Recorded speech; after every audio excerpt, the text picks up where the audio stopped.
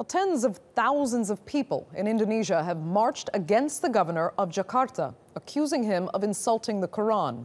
Angry protesters organized a rally in the heart of the capital to demand his resignation. The Christian governor, known as Ahok, has faced a backlash after he dismissed a Quranic verse, which his opponents used to suggest a non-Muslim should not be governor of the city. Police are also investigating the case for blasphemy.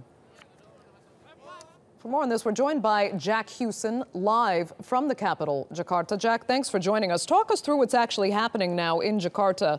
From the pictures we're seeing, it almost looks like revolutionary fervor. There was a lot of hype surrounding this event leading up over this week, and in terms of numbers, I guess it's lived up to its billing. There was between 50 and 200,000, depending on whose estimate you go by. But in terms of the violence that was predicted, the atmosphere was tense, but thankfully this didn't happen. It passed off peacefully. But the scale of the event was huge. I met people who had come from all over the country, from Sumatra, other parts of Java. All had come to voice their anger at Ahok, the Chinese Christian governor of the city, who's seeking re-election. Ahok has made some glib remarks about whether or not, excuse me, Muslims will be going to hell if they voted for him. Someone construed this as being blasphemous, and there was definitely an air of anger in the air today. There was shouts of kill Ahok and other kinds of hostile slogans. There were concerns that there would be some kind of a terror attack, drummed up by social media messages from IS fighters in Syria who were calling on their supporters to bring violence to the rally. But in the end, thankfully, it passed off peacefully. So, Jack, how much do these rather angry voices then actually represent wider sentiment in Indonesia?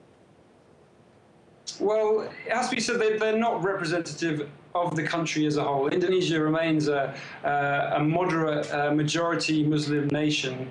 The members, the leadership of the moderate organizations like Nahdlatul Ulama and others, whose membership numbers tens of millions, had told people not to go to the demonstration. They said that perhaps Ahok's comments were offensive, but ultimately not blasphemous. Okay. He's still...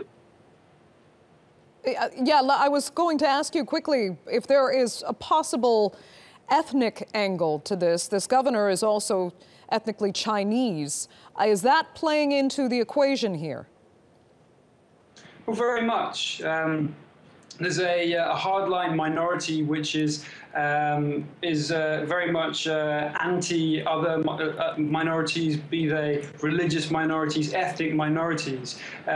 They don't necessarily represent the entire nation as a whole, but some people are concerned that this populist Islamic right is gaining traction in this country. Earlier this year, there were various groups, be it LGBT minorities, other religious minorities, who have been targeted, and some fear that their power within Indonesian politics is gaining traction and is threatening Indonesia's status as a moderate and tolerant nation.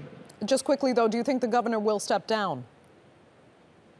I think he will not, no. I think this is very much something which will pass by, and most Jakartans are more concerned about things like real issues like public transport, which he's done well on, or other issues that actually really affect them, and he still has very high approval ratings. He's still the front runner, and one would expect that he will definitely see out this campaign. Okay, Jack Hewson, thanks so much for joining us with that from Jakarta.